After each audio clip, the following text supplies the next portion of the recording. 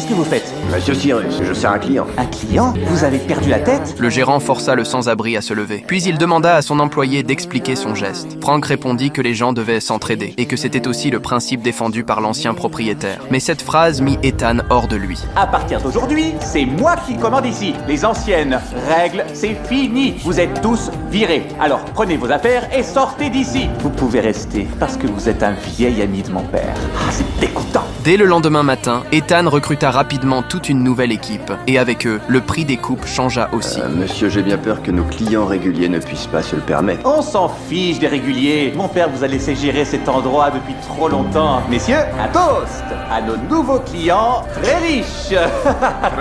L'ambiance du salon changea du tout au tout. Frank, lui, fut complètement relégué au rôle d'homme de ménage. Mais malgré tout, il n'oublia jamais ses principes. En pleine nuit, il choisit de couper gratuitement les cheveux du sans-abri. Mais à peine la coupe terminée, Ethan revint justement au salon. Au début, il ne remarqua rien d'étrange, jusqu'au moment où il vit les chaussures abîmées de l'homme. Quoi?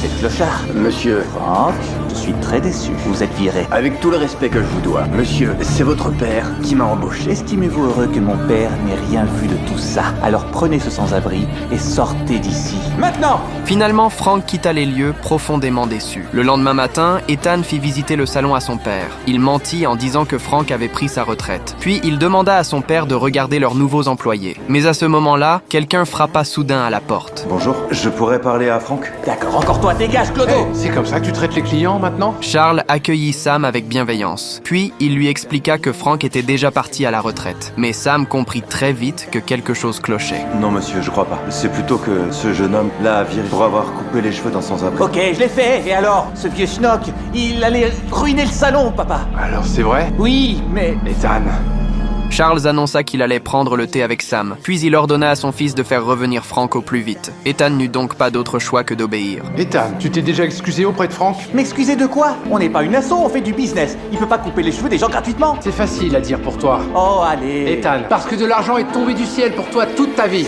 Sérieux? Ouais, mais moi je n'ai pas toujours été riche, tu vois. Charles raconta alors son passé à son fils. En réalité, lui aussi avait autrefois vécu dans la rue. Et celui qui lui avait redonné une apparence digne, c'était justement Frank. Grâce à lui, Charles avait réussi à décrocher son tout premier emploi. Mais juste après avoir raconté tout cela...